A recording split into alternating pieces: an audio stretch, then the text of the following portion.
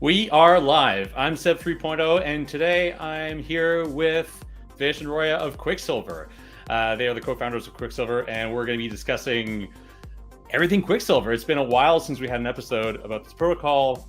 Back on episode 2 or 3, I interviewed Joe Bowman, and since then the protocol has launched. There's been some roadblocks since then, but they've cleared them out. We're also going to be talking about liquid staking and Cosmos more generally. I'm really hoping to get an overview of the liquid staking ecosystem in Cosmos and what's to come for Quicksilver. I'm also dying to find out why they think that users are best equipped to make decisions when it comes to choosing the validators in terms of liquid staking. Before we get started, make sure to hit the like button, hit the notification bell, and subscribe to get notified when I go live every week. And of course, anything you hear here is not financial advice. You should also do your own research. My guests, Vish and Roea, are coming up next, right here on the Interop.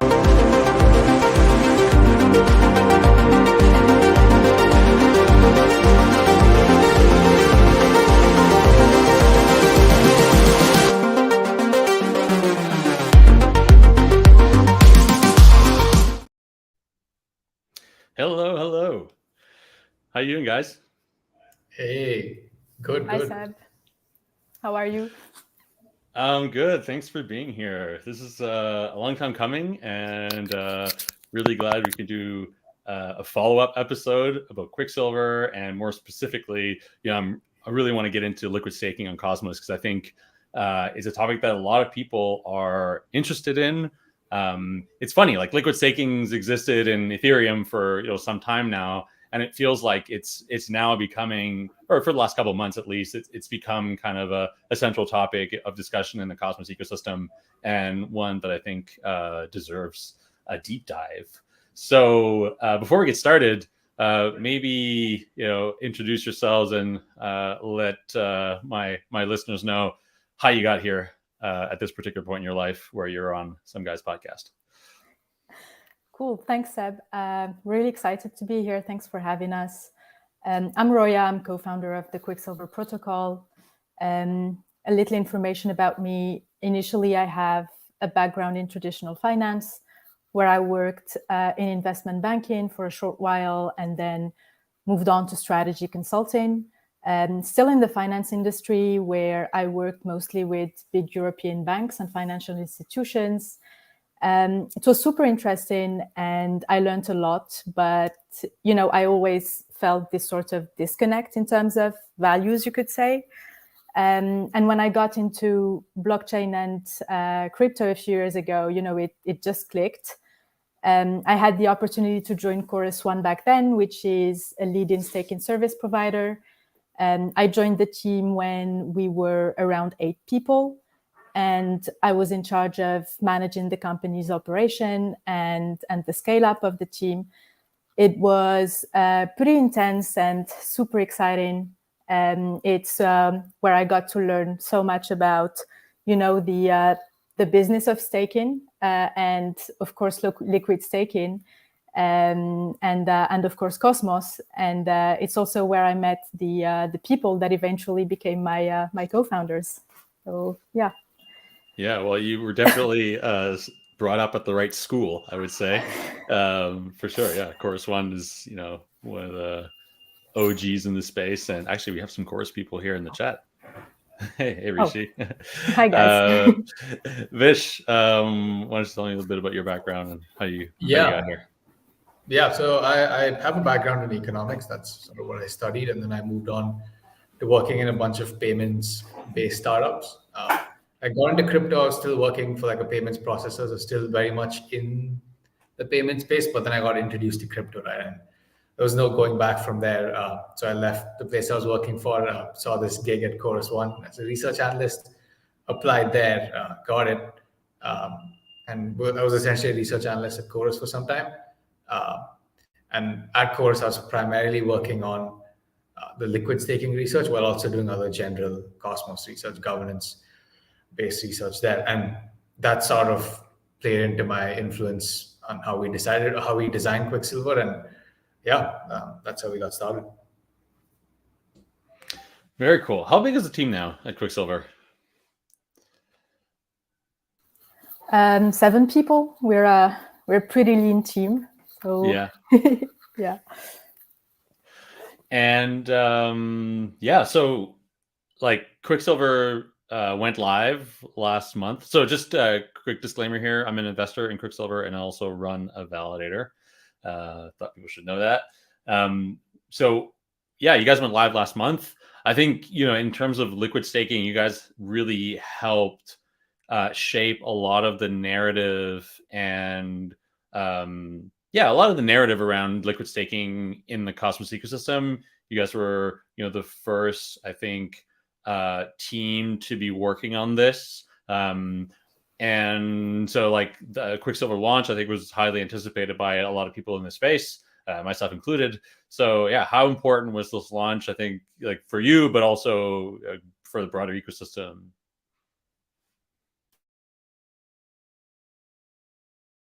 Yeah, no, it was super important, and it was a long time coming. But just a little side note there. Quicksilver was not actually sort of the first team to work and design on a liquid staking protocol. The persistence and p-stake team That's had right. been around for a very, very long time. They're also present for a long time in the Cosmos ecosystem. And they had their liquid staking solution for a while. So high p-stake, but it is true that sort of with Quicksilver, it was brand new in terms of implementation and in terms of approach to liquid staking, where you could see it with the usual, the traditional approaches to liquid staking that worked with a combination of sort of smart contracts and such. And from that perspective alone, Quicksilver was kind of shifting that narrative and approaching it in a radically different way. First of all, and we can touch on that in more details later on in the interview, but in terms of design, we were sort of the first team to approach it as a zone that is, embedded in Cosmos and that will fully leverage like the entire potential of the Cosmos SDK and the IBC stack. And we were also, as far as we know, at least, one of the first teams that tried to address like the constraints that traditionally came with liquid staking, mostly use those constraints that revolve around user choice and user agency, with a governance rights and validator choice and that sort of things. So yeah, you could say we were super happy to have started this conversation in Cosmos back in February with our white paper and when we came out of stealth, and the engagement was amazing. And yeah, we loved having that conversation with the community and collecting feedback on our design, and seeing that engagement was really, really cool. Yeah, absolutely. There's been a lot of, I think that there's been a lot of conversation around this, and certainly like you guys have, I think, really helped change the narrative around the design. Because p-stake was early, but I don't know. To me, they feel like something a little bit unique, whereas like Quicksilver is a liquid staking zone that is meant to be like ecosystem agnostic, that works across the entire ecosystem, whereas p-stake,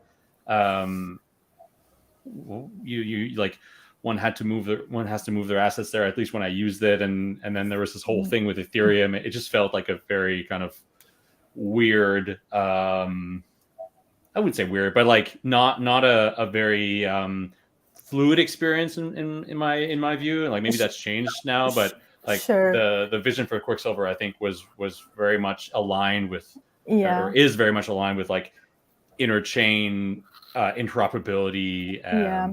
Which I like a little about it. Oh, I'm so sorry. I didn't mean to cut you off there. No, but just to be fair to the persistence team, it is also true that we designed Quicksilver at a much different time, where the capabilities for a much smoother user experience and like a much frictionless liquid staking protocol were made possible by the advancement of like the Cosmos SDK technology, right? Because what we started building with Quicksilver was only possible because of the interchain accounts, for example, right? And the liquidity staking module. So yeah, I mean, we worked a lot, and we put a lot of thoughts into crafting Quicksilver, but I'm not going to lie, like we were also utterly spoiled with the technology that the other teams in the ecosystem were building, and that are allowing us to bring like a smoother UX and a much more frictionless protocol. So the launch was initially planned a little bbit earlier, so I think in October and or September maybe, but it was delayed. What I think, like, maybe just explaining here to the community, like what happened and why the launch ended up being several months later after it was planned. Yeah, absolutely.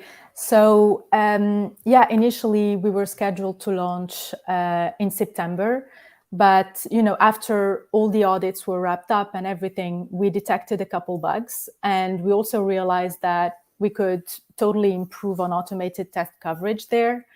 And in the meantime, Stride launched their own liquid staking product the same day. So after giving it some thought, we figured that launching a basic liquid staking product, it only made sense if it hit the market first, but it didn't really make much sense anymore to sort of race to market with a minimal product. So we sort of decided that if Quicksilver was not going to be the first liquid staking protocol to launch on Cosmos, and obviously, I mean, like the first liquid staking protocol using an ICA implementation. So if we were not going to do that, instead, let's take some more time, test more, maybe wait for some core infrastructure like stable swap pools on Osmosis, for example, or the liquidity staking module being closer to hit the Cosmos hub. And also maybe develop, the bulk of the other features that we were planning to develop after launch. And then launch with a product that's more fleshed out and can bring more value to users and allow them to experiment a lot more with some new stuff. So yeah, this is why we delayed. Like we decided to delay it a bunch more, and we launched the Quicksilver chain mid-December. We relaunched it in January after the attack, and we can discuss that also. And yeah, now we're in a position to sort of steadily release, most of the protocol's core features early this year, as opposed to, launch a liquid staking MVP and then develop and then release additional features. Yeah. So yeah, which is, exciting because we have a bunch of cool features in store, like signaling intent and participation rewards and permissioned CosmWasm and such, that will be, rolled out soon. Cool.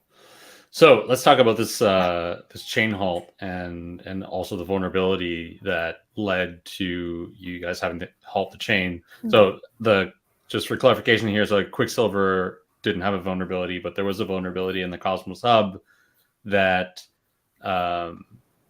led the Quicksilver team to have to halt the chain. So can you maybe walk us through the series of events that led this to happen? And yeah, and we can talk about why this happened, which is a mystery to me. Yeah. Sure. I mean, obviously Joe is the technical guy, and he would be in a much better position to sort of explain the technicalities of it all. And we do have an incident report live, so if you or your listeners today haven't checked that out, like it's very detailed. Yeah. But I'm going to try to walk you through what happened. So after after launch, we started the governance proposal on the Quicksilver chain to onboard the Cosmos Hub. It was the first chain that was, set to be onboarded on the protocol. So basically, chain onboarding, by the way, along with any other decision that's pertaining to the future of the protocol, it's all managed through governance on the Quicksilver chain. So also, you have to remember that Quicksilver is using interchain accounts to onboard chains, and the way it works is that a controller chain, in this case Quicksilver, it registers an account on a host chain, in this case the Cosmos Hub, and opens an IBC channel between the two chains. And the way the sort of technical workflow is, and feel free to jump in, Vish, if you think we need to add anything here.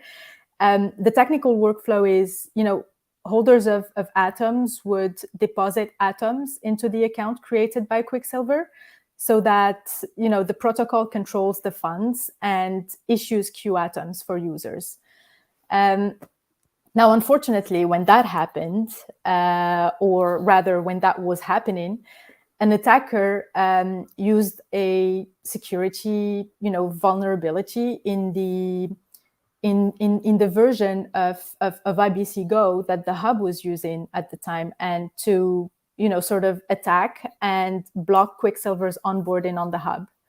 And because of that vulnerability, while the hub was being onboarded, the bad actor was able to determine the address of the protocol's account, and he initialized it. I mean, he or she initialized the account by sending tokens to it. It's probably he, but just statistically, probably he. I don't know. They. And anyway, they initialized the account. And the way you do that is that you send tokens to it. So they did that before we could do the account registration. So this was kind of happening in real time, is what you're saying? That like this person was watching the chain, or this shadowy supercoder was watching the chain as you guys were doing this, or did it happen sort of afterwards? So that's. Oh, sorry. Yeah. That's an interesting question, because like the fact that we onboard zones via governance gave the attacker a bigger window of opportunity to perpetrate the attack, because the proposal was live for like 3 days, so they had sort of ample time to plan for things. Also, the onboarding and registration time was also known in the proposal. So yeah, that provided ample opportunity.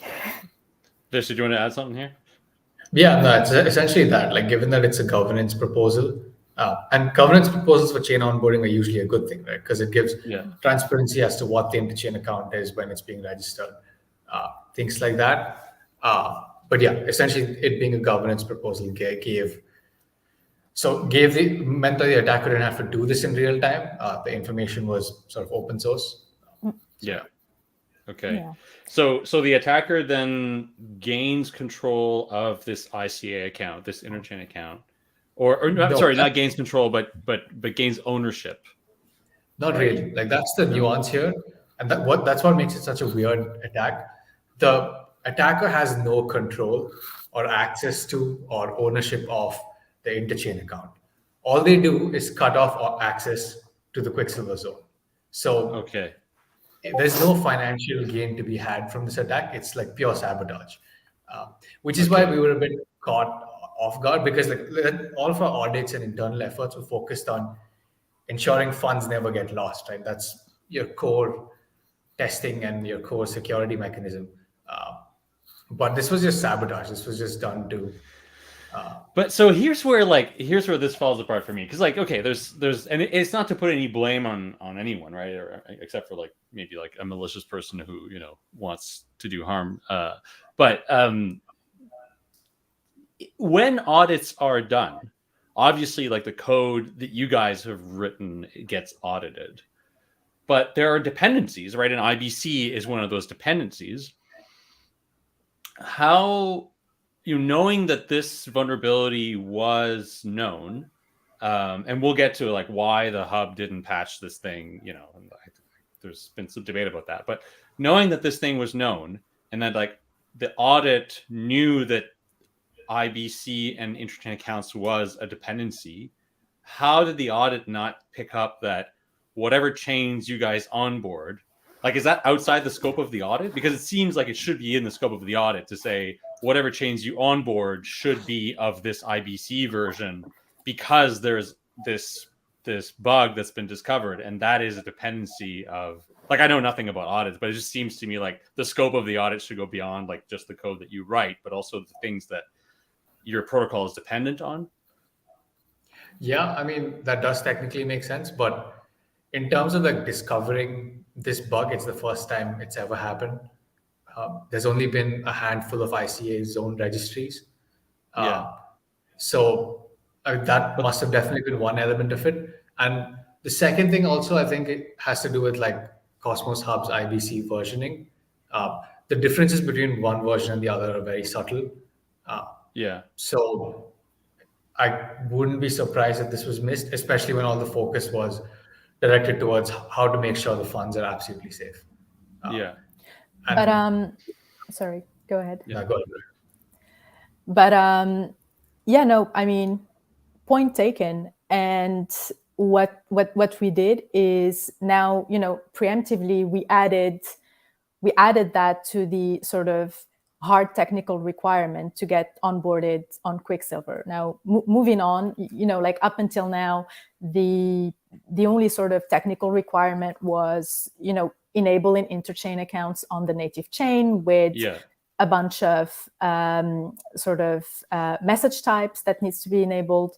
So now we also added a requirement of, having the chain run on IBC Go version 3 or above, so that, it does not happen in the future. Right. And I mean, I suppose, there is, to a certain extent, it is going to be sort of trial and error process. And what we are going to do is that, whenever we, like, our attention is brought to something, we will, make it public and add it to the sort of requirements and good practices. Yeah. So why is it that the hub was running on a version? Because I mean, I talked to some people, and apparently this had been discovered back in March, or it was alerted back in March, and there was a patch that was used. I mean, this is like a 6-month-old bug. How is the Cosmos hub not running the latest software? Like, I don't understand how this is possible. Do we have ideas for this, or? See, I think I can't answer this question. It's a question for the hub folk. But my guess would be that because like this vulnerability wasn't really known, I suppose that such an attack wasn't really envisioned. So yes, but it was known, wasn't it known? I mean, like, it was known that it was essentially known that interchain accounts, the creation of interchain accounts can be deterministic, and that the IBC is running in a version where that's possible. We got to connect A and B to sort of make this happen. So whoever the attacker was, I mean, props to their very intimate knowledge of IBC. But yeah, so I would potentially make that as a reason, and also because this was supposed to be part of the Roea upgrade, which kept getting pushed back. So I think they were waiting for the upgrade to just add it in. And do we have a sense of how many other chains, like, because you guys now have this as a dependency, do we have a sense of like other chains if they're also running old software? Or I guess for me, it just opened up this. It just opened up this this kind of idea that like chains may not be running the latest software, and I wonder if we have an idea of like if other chains are also running the latest software or on like older versions of stuff that might be vulnerable. I think, as far as I'm aware, last we've checked, most of the other chains which have interchain accounts enabled are running the latest version. At least all the chains that are, currently at a, high priority in terms of onboarding in our pipeline. They're all running the appropriate version. Okay. What like, I guess the question I always ask after, encountering stuff like this is like, what do we learn here? And I wonder, I mean, obviously, like internally, you guys have learned that there's a dependency on, also versioning of the protocols, of the dependencies that other chains have. But do you think that there are broader lessons for the ecosystem here as well? Because it feels like as ICA and IBC and like, interchain queries and all of these interoperability protocols start rolling out and becoming more more used, that this sort of thing really needs to be taken seriously, and it just opens up the problem space. Like it just makes it much harder when you have chains that are connecting and having to keep up with the versions of all the other chains they're connected with. And do we have a sense of maybe like some best practices or things that we should be looking out for as an ecosystem to prevent these I mean, and in this case, it wasn't, in this case, okay, like I know some people on your team lost some funds, and the amounts were reasonably small, but like what's the lesson here? Sorry, this is kind of a long-winded question. Yeah, I think, like personally, I see two areas. Like as more products use interchain accounts and interchain queries, we should start looking at things in a two-chain manner. Like currently, like when we think about security on blockchain, we think about it on one piece of code running on one chain, and that's how you view security, right? But I think that perspective has to change, and I think it is changing, right, with time, and as more cases of interchain accounts and interchain queries goes live. The second thing is also like governance thrift, so to say, is important, right? Like I think one of the reasons, like a chain's governance has to be nimble enough for upgrades to be pushed out fast. And like I don't blame folks at Cosmos Hub, right? Like I fully empathize with their situation, like how difficult it is to get everything together on Cosmos Hub, put up a proposal, get that passed. It's quite an endeavor, so it makes sense that they batch a lot of things. While on smaller chains, you can have governance proposals go out and pass. So. Also, there's also the not issue, but the matter of decentralization here. Also, trying to be mindful of that. Like the Cosmos ecosystem is this super decentralized ecosystem where there's no, one or two teams running the show. And, even though it's like, it is a great thing and it is sort of something to aspire to, this can be sort of, I mean, not the perils, but what comes also with decentralization. So just trying to be mindful that there are lots of team involved and a lot of things to tackle and a lot of things to coordinate on, and that mustn't be always the easiest thing to do. So like you said, thankfully no funds were really lost, and all users were compensated, and the impacts were minimal financially, at least. So I think you guys said there was something like 3,000 atoms from your team and like 300 from other people. So that's, I mean, we're not talking about millions of dollars here at current prices. At least we're talking about like several tens of thousands, maybe. So much more manageable, I guess, in terms of paying back users or making users whole. And also, it's not permanently lost. Like it can be recovered. It's just that's weird. That's the thing too. You're just got always. It's like this parity bug. It's like or like maybe they're lost until the next Cosmos Hub upgrade, but that's about it. I mean, I don't know. I mean, I feel like their software wasn't patched, like they should issue a patch to return these funds. Maybe that's something that can be done. Even if it's not that much money, but it could be at some point. Yeah, but the guy at team was very responsive, and we got in contact right away, and they were very eager to help in any way they could, and sure. Yeah. So. All right. Well, let's leave that aside for now. But yeah, thanks for clearing all that up. I'm sure people appreciate it.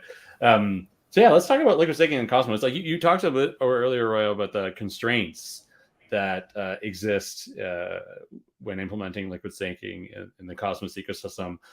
Like, what's unique about Cosmos and liquid staking with regards to liquid staking, and what are these constraints that we have to make up for? Yeah, sure. So I suppose these constraints, like they're not.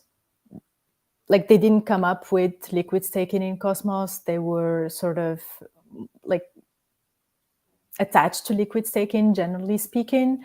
It's but especially when you consider Cosmos, there was this issue of scalability, where Cosmos is this huge ecosystem with a lots of chains. And obviously, if you want to build something native to Cosmos, like the traditional model of, smart contracts, like it's not massively scalable. And then there was the issue of user experience, where traditionally it's a very sticky user experience, where you have to unbond your assets, wait through an unbonding period, and then sort of stake them with a liquid staking provider. But just generally speaking, also there are some specificities to Cosmos that make it like very different from Ethereum, for example, in a lot of ways, because Ethereum is sort of where everything started. And I mean, just to maybe interject here, one of the things I think that you just mentioned that stands out about Ethereum is that whenever liquid staking started in Ethereum, there was not this idea that you had to unbond your assets, because the assets were effectively on, not staked. So you could just have all this liquidity move into liquid staking, which of course in Cosmos is different. Yeah. But please go ahead. Yeah, absolutely. And obviously, like potentially there was certainly some constraints in Ethereum, but historically it was a much easier deal, building liquid staking in Ethereum, because originally in Ethereum, in any way, like you couldn't delegate anything less than 32 ETH or something like that, which is a lot, and most users don't have that amount. So naturally what that meant was that you needed staking pools to sort of aggregate people's funds so that they could get staked.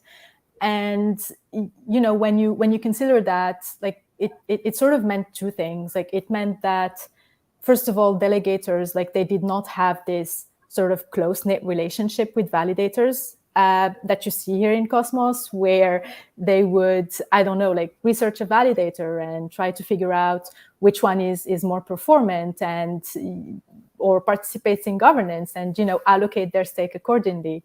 So back then, like validator choice was not really a thing in Ethereum the same way that it is in Cosmos. And I suppose it also meant that people with ETH, they were already sort of familiarized with this model where your ETH is sort of staked for you. So in that regard, like liquid staking, at least as brought up by Lido back then, it was kind of the natural progression of the staking model in Ethereum anyway. Like it wasn't a huge sort of cultural shift for people, from my perspective. And I really believe that must have been super powerful in driving up usage for liquid staking in Ethereum also. And the sort of other thing that is a huge difference between the two ecosystems is governance. Obviously, each validator can only stake 30 ETH at the time, and so validators had to spin up multiple nodes and stuff. And so this thing of, as a user, the more you delegate to a validator, the more it increases their voting power. Conceptually, it wasn't like it wasn't as much a concern as it would be in Cosmos, for example. So, from our perspective back then, when we started iterating on the first ideas for a liquid staking solution on Cosmos, it was clear that the Lido model of doing liquid staking, which was designed for Ethereum, would just not work in Cosmos all that well. Because for starters, like there's a vibrant ecosystem of validators in Cosmos. Like in the ecosystem, they don't just provide infrastructure. They are, they produce educational content. They give their opinion and they weigh in, like in all sorts of community discussions. They contribute in a number of ways, including pull requests in some cases. There's also a much higher level of accountability with regards to governance with validators, where the community is super engaged, and they also hold validators accountable for their votes and how they vote. And yeah, I mean, there isn't a week that goes by without like a community-wide discussion about one proposal or another on Osmosis or Juno or the Hub. And I mean, also on a sort of personal level, my introduction to Cosmos was made through governance a few years ago, because back at Chorus One, I used to keep track of governance proposals, across multiple ecosystems, to work on, what was going on and how we would be voting on proposals as a validator. So Cosmos really stood out to me pretty quickly in terms of, well, like the number of proposals that were live every week for starters, but also the level of engagement, that you usually see around those proposals. So I suppose, like to sort of sum things up, the delegator-validator relationship is very, very special in Cosmos, and governance is super important as well. So from that perspective alone, the Lido model was great in Ethereum, but we had a sort of strong feeling that you couldn't, replicate that in Cosmos. Like you couldn't ask people in Cosmos to forfeit all of that in order to liquid stake. And, also, I mean, in hindsight, also there was like this realization that liquid staking was a kind of centralizing force in Ethereum. And, again, the validator whitelist model, where, a liquid staking provider would sort of curate validators and vet them and make sure that they were performant and they had good infrastructure, all of that. Well, like that model, that whitelist model, like you could say that it made complete sense in Ethereum. And Ethereum has, I don't know, like a couple 100,000 validator node or something. it's which is a lot. And it's a whole different story on Cosmos. And as you know, like most chains only have a val set of around 120 validators. So that was a huge concern for us in terms of what would our liquid staking solution look like. So like this is why sort of even from the early days, it was clear to us that in order to make it in Cosmos, a liquid staking protocol really had to take into consideration, everything that made Cosmos unique, because otherwise we thought that it would not work out the same.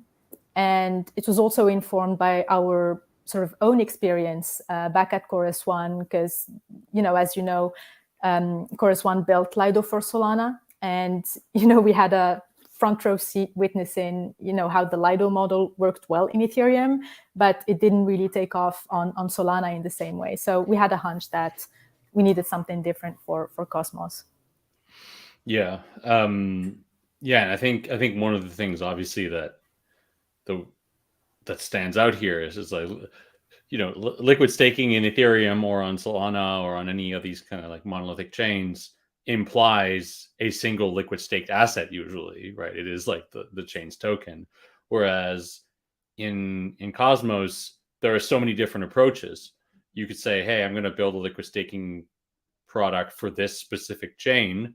In fact, there are chains, I think, that there are chains that have that approach. So like Osmosis being one of them. And certainly there's other chains, I think, that want to do their own liquid staking. I think Evmos is one of those chains as well.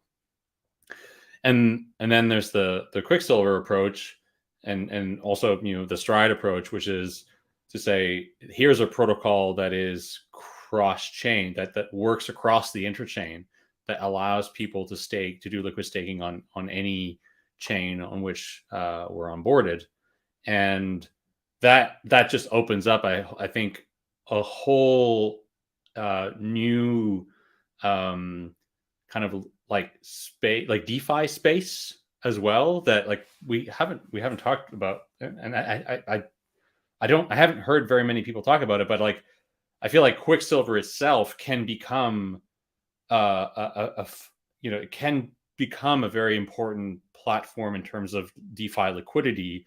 And then like, what does that mean in terms of attracting liquidity to Quicksilver, and like the importance of Quicksilver in terms of attracting liquidity? So I wonder if maybe, looking sort of forward here, what is the place that a protocol like Quicksilver occupies when as a pillar of DeFi, when it has, let's say, 50% of staked Atom and staked staked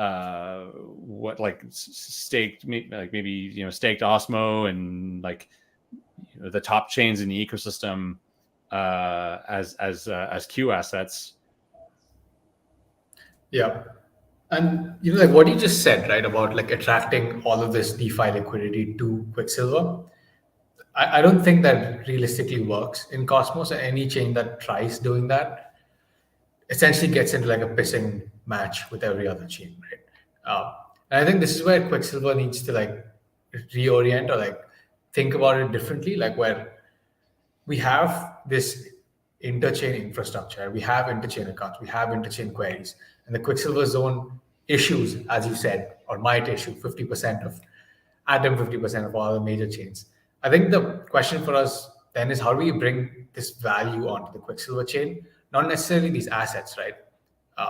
And just to give you examples of like what I'm talking about here, like you could have your assets, like Q assets, on an Osmosis pool, but use them on Quicksilver, right? If you have an interchain account on Osmosis, you have interchain queries to check the state of this asset every epoch or whatever time frame you want. You could fundamentally use it on the Quicksilver chain. You could use it to borrow, lend on Quicksilver. You could stable coins on Quicksilver. You can do whatever, right? So you don't need to compete for liquidity with other chains. So the Quicksilver approach is these assets can be wherever in the interchain. They're built to go to places. But there should also be that use case on Quicksilver. And maybe that use case doesn't even have to be super DeFi oriented. It could be purely governance oriented, right? Like, theoretically on Quicksilver, you can build governance indices of sorts, right? Like you can essentially ask people to store their governance power with you and you make decisions for them. All of this is possible on Quicksilver, right? You can create validator indices on Quicksilver. And you can make all of this happen with interchain accounts and interchain queries, and the assets can be wherever they want to be. And so that's sort of the vision that I have for Quicksilver, and I see the unique role that Quicksilver can play. Can you expand on validator indices and governance indices? Like, what does that mean, and how would that what would be the utility of that? Yeah, so technically on Quicksilver, you have proxy governance, right? That's something that we're working towards, where you can have your Q assets on other chains, but still use them to vote on native governance proposals. So to make it simple, you've come to Quicksilver, you've minted some Q Atom, you've taken it to an Osmosis pool. What we want you to be able to do is vote with that Q Atom without you having to pull that out of the Osmosis pool. And it could be anywhere for that matter, right? So you have this infrastructure built out in Quicksilver, right? Now assume somebody builds a CosmWasm contract on top of Quicksilver saying, hey, I'm a protocol politician of sorts. I have influence in Cosmos. I understand things. If you guys want, you can delegate your voting power to me, right? and I can make decisions, and you can have a whole market on that. That's possible to do on Quicksilver, right? So this is a sort of governance experimentation, right? The Cosmos Hub consensus doesn't allow you to vote like this. Cosmos Hub consensus only lets you give your governance power to validators. But now on the liquid staking layer, you could make all of this happen without interfering with consensus in any way. Okay. And similar thing with validator, right? Sorry. Similar thing with validator. But what's this validator index? Index? So Quicksilver allows you to signal intent across validators, right? If you're new to Cosmos, you find it difficult to make validator choices, but you trust someone to do it for you. Somebody could essentially set an intent as a Cosmos contract, and you could essentially subscribe to that intent, and everything you staked would be staked according to their allocation. Because Quicksilver lets you allocate your assets to validators at great detail, right? You could go 10% to validator A, 15% to validator B. So you can really spread that out, and you can have professionals who the community trusts do some of that spreading. And I'm sure many of the delegators want to make their own choices, and more power to that. So one thing that I mentioned earlier, like in the intro, is that you guys think that it's and obviously this is part, I think, of the Quicksilver vision, is that users are able to make decisions about like the governance, so they're able to make governance decisions with any of the assets they have staked with Quicksilver, and they're also able to choose their validator set, or like the validators with which their tokens are staked. Why do you think that it's up to users? Because like there is a counterpoint here that says, if Quicksilver is concerned about decentralization, they can choose to they could say, well, no, users are not best equipped. It's up, like if 50% of atoms are staked through Quicksilver, and for some reason, like 90% of those are staked with like one validator, that's a huge amount of power with one validator. Quicksilver could say, look, like we think this is not a great situation. We are going to create different allocations. We're going to reallocate essentially, all the atoms that are staked with us because we're so powerful, with a broader set of validators, such that staking is more decentralized. That's kind of like a counterpoint to that logic. But yeah, I'm curious to know why you think like that users are always in the best position to make these choices. Yeah. So, like personally, I don't think liquid staking protocols should interfere with consensus. The Cosmos or the Tendermint consensus allows people to choose the validators. It allows people delegators to determine who holds how much voting power. So I don't think at the liquid staking layer we should alter that consensus mechanism in any way. That's one way to look at it, right? Like another way to look at it, the approach you're talking about, the absolute decentralization approach, is essentially what Marinade did on Solana, right? They exclude the top how many ever validators and distribute stake to everyone else equally. Well, we think that's definitely better than having a small whitelist and delegating amongst them. Like I view it as like an evolution in liquid staking design. So Lido on Ethereum started with a small set, delegated to them. Marinade saw the centralizing effects of that and went with absolute decentralization. But the way we look at it, absolute decentralization is probably not the best way to allocate stake, right? Stake should be allocated to validators based on how people decide it to be, right? You can have validators that objectively contribute more to a particular chain and community and might deserve more stake, right? And you can't really quantify this. You can't say, okay, if you run a relay from chain A to B, you get this much. If you write 4 articles a week, you get this much. It's impossible to quantify like the hundreds of factors that go into determining how the validators are chosen. So the best we can do is equip users to make choice and educate users on what's happening. And that's the most democratic solution to validator distribution. Yeah. So how is what are the parameters that users should look at when making these choices? So like choosing to stake, I guess this is less about choice of validators or governance, and I do see the utility. I do see the interest in creating a market, like a governance market, for example, where you delegate all your governance, or maybe parts of your governance, to like third parties that you trust, and I think that would be an interesting evolution in the dynamics of governance. But when choosing a liquid staking provider, because I feel like liquid staking is sort of a winner take all market. And I'm curious or at least like in Ethereum and Solana, that is the way things have kind of played out. What are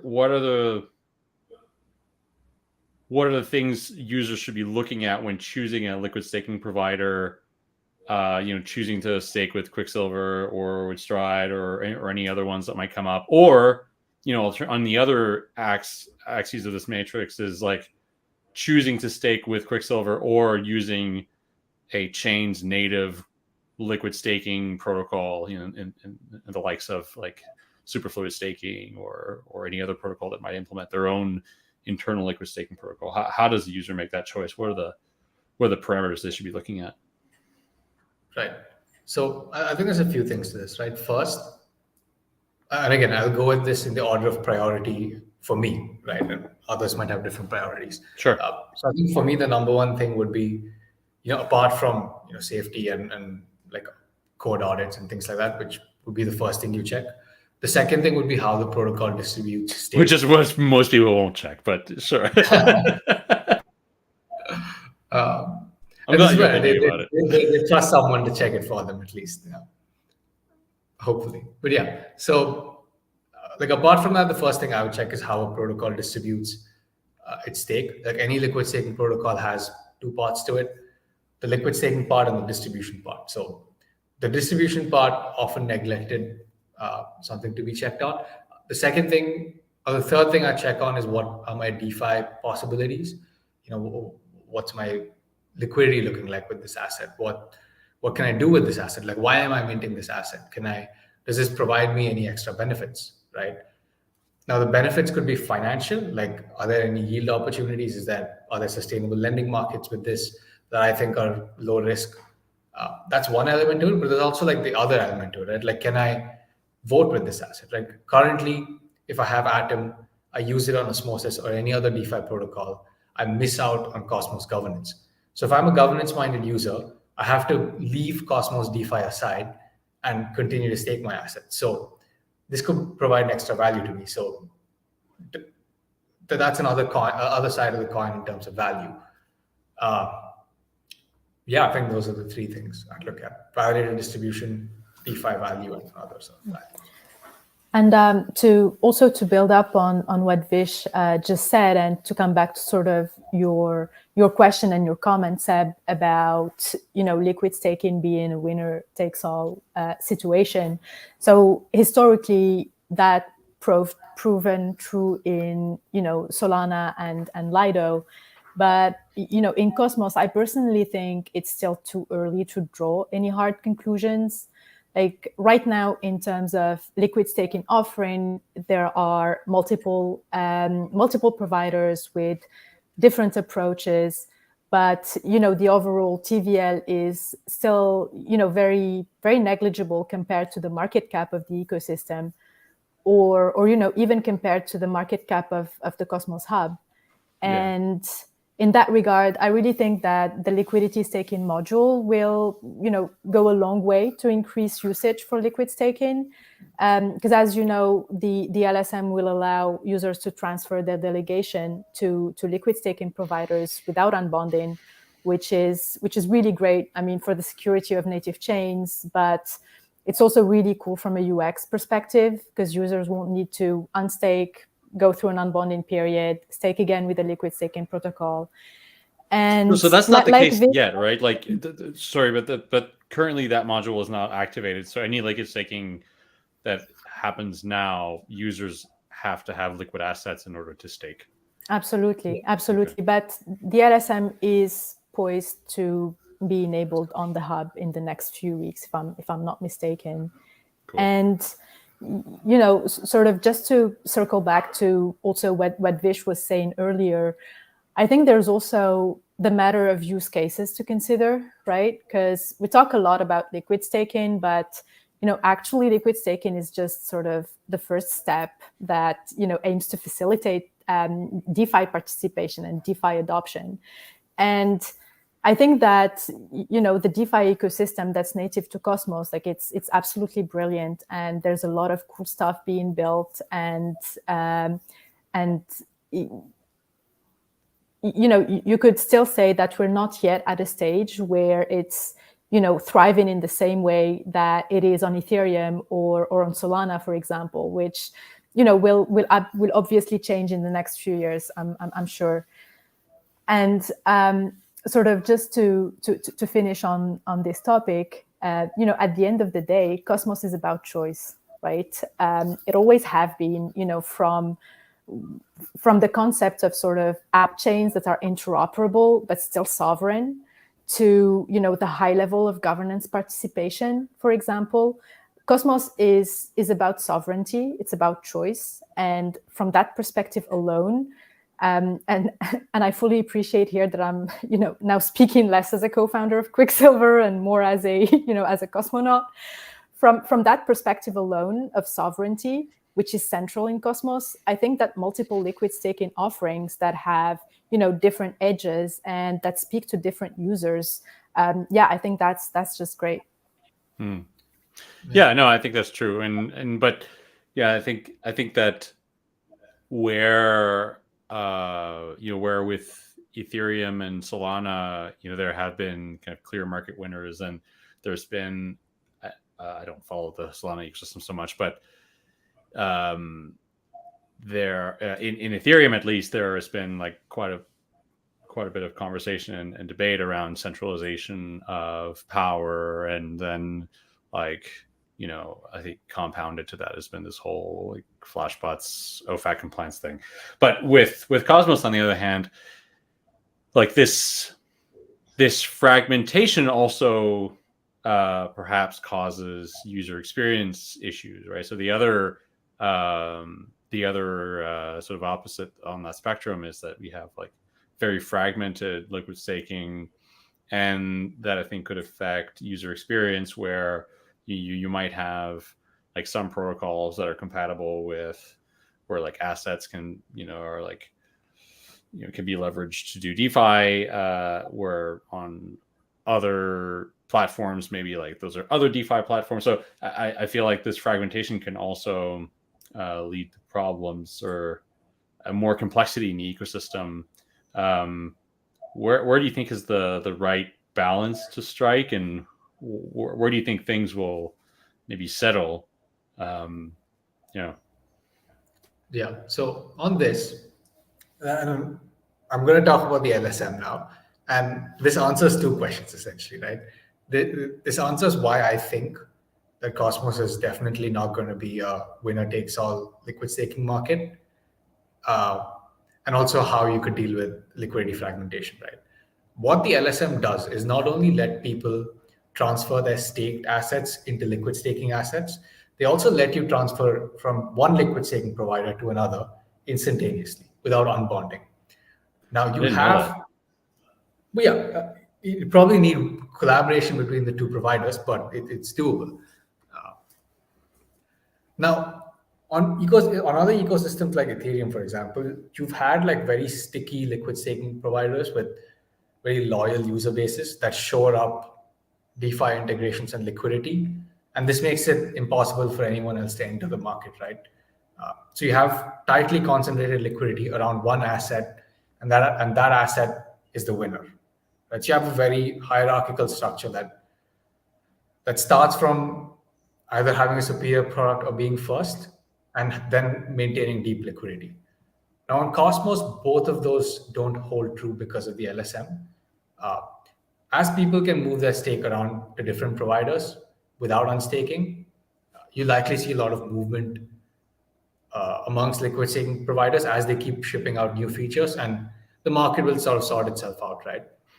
And the second thing, and the second part of the thing, when it comes to liquidity fragmentation, the LSM could also be used to prevent that. Like, let's say I have ST Atom on a lending protocol, right? The price of ST Atom or Atom falls, it needs to be liquidated, but I don't have enough ST Atom liquidity. You could theoretically transfer that delegation share to Quicksilver, get Q Atom and liquidate that, right? So if all of us got together and said, hey, let's concentrate all of our liquidity, all liquid staking providers, you could totally essentially have pooled liquidity across different token denominations. But if you can transfer between those token denominations instantly, then you have liquidity across every asset.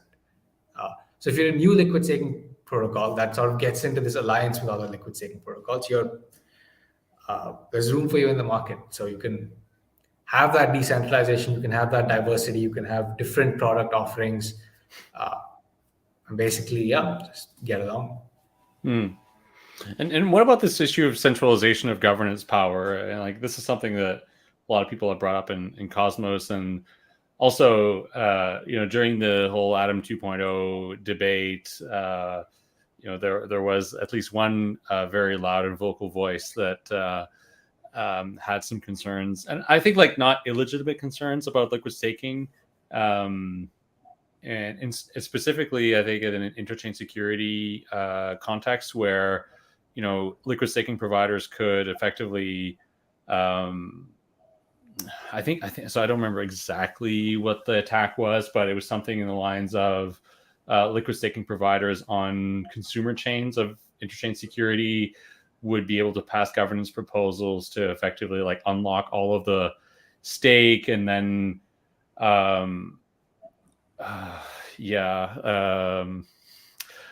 can't remember exactly, but but I think centralization of power is the main concern here. How do you address that? Does Quicksilver have the ability to overtake governance? Technically, does it have the ability to overtake governance on proposals, or is that solely in the hands of users? So the only case in which Quicksilver would have that kind of power, and by Quicksilver I mean the chain, not the team, right? Is if somebody got hold of 51% of all Quick, and somebody got hold of 51%, 100% of all Q Atom, and that 100% of Q Atom represented 51% of all Atom, right? So you're talking about a very long-winded sort of economic attack, and such an attack doesn't happen overnight, right? If you see more than 50% of Atom being unlocked in Q Atom, that's probably not a good thing. That's why we have multiple liquid staking providers, delegate to other providers, right? And with the LSM, you can do that instantly. No need for the, I'm not sure. I think in Ethereum, they're having this conversation about Lido voluntarily delegating away to other liquid staking providers, right?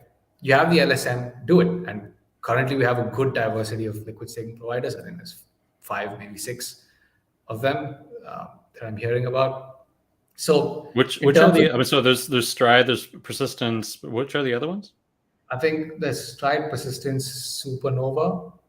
Okay. And there was one more, Staffy, if I'm not wrong. Okay.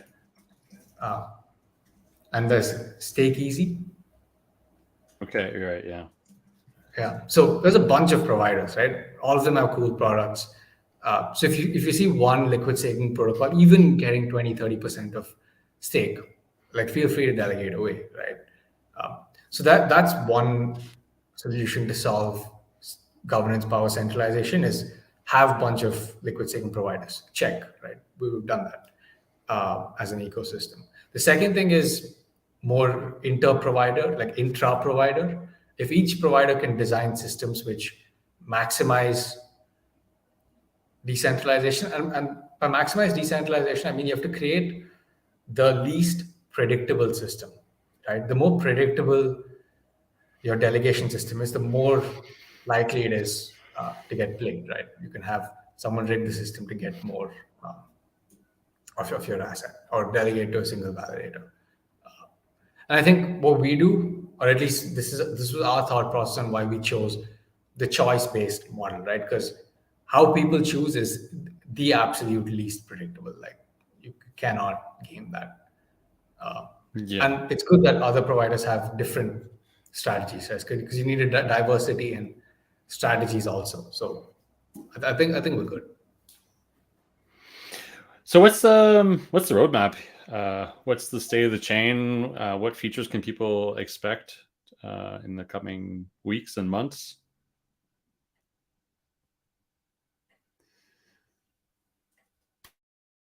Roea, you want to get that? Sure. Yeah. Yeah. So basically now, as I mentioned earlier during this episode, we're aiming for like a sort of steady release of features, like all the features that make up the Quicksilver protocol. We'll be releasing, the unbonding feature pretty soon, as well as signaling intent, which is the mechanism through which delegators can, let the protocol know which way they want their stake to be allocated to how many validators in which proportions. We also plan to release a little feature called participation rewards. Again, in the spirit of trying to, not impact in a negative way the decentralization on the native chains. We have this feature that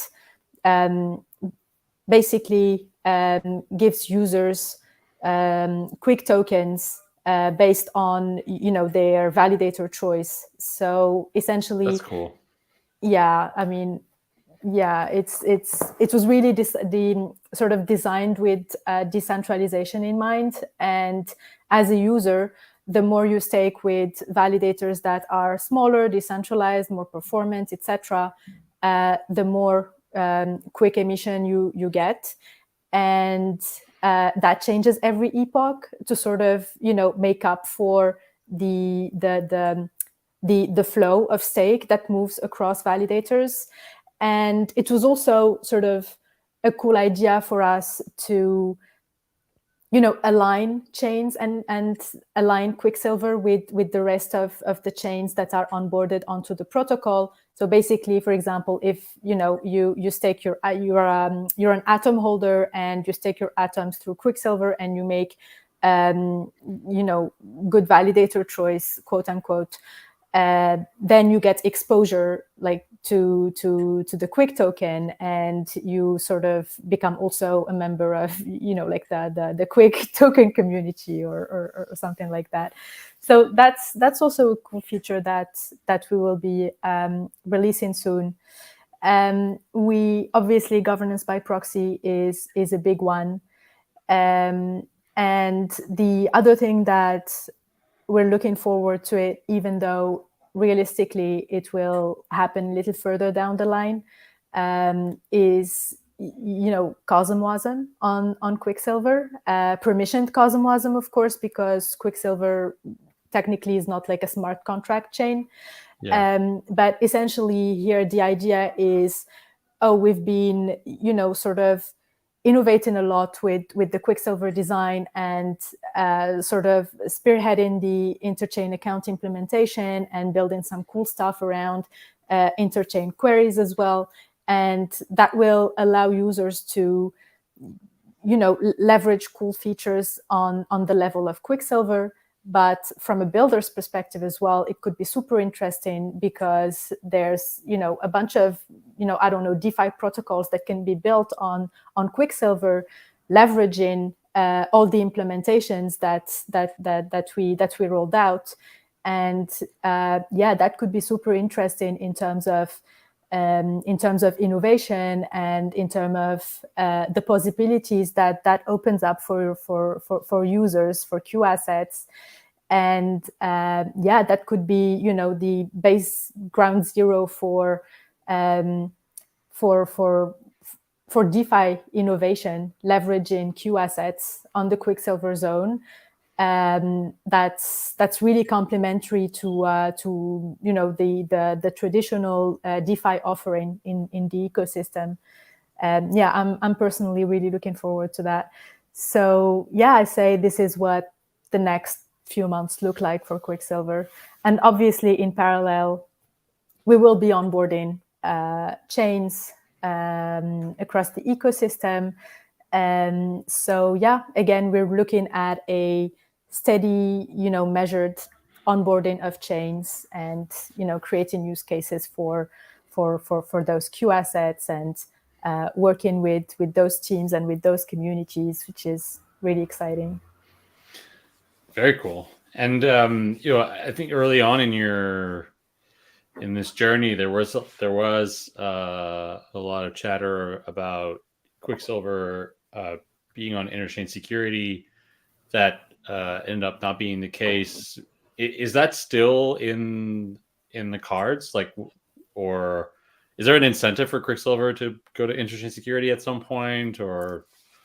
Yeah. So we had a lot of talks with the team, and we were super interested in implementing and onboarding interchain security v3, and however, like, it was always clear to us that we wouldn't be sort of launching with interchain security, because that would create like an unnecessary sort of scheduling dependencies between the Quicksilver chain and the launch of interchain security. So in any case, like from our perspective, like the interchain security v3 is super promising, and if and when that becomes available, I'm really not clear on the timeline right now. I'm not sure when that is planned and where that's headed. But when that becomes available, I mean, at that point, it will be, now that the Quicksilver chain is live, it's going to be, a community discussion, and it's going to be up to the community whether Quicksilver is onboarded as a consumer chain or not. So V3 means that you're benefiting from your own validator set, but also the hub's validator set effectively. Yes, okay.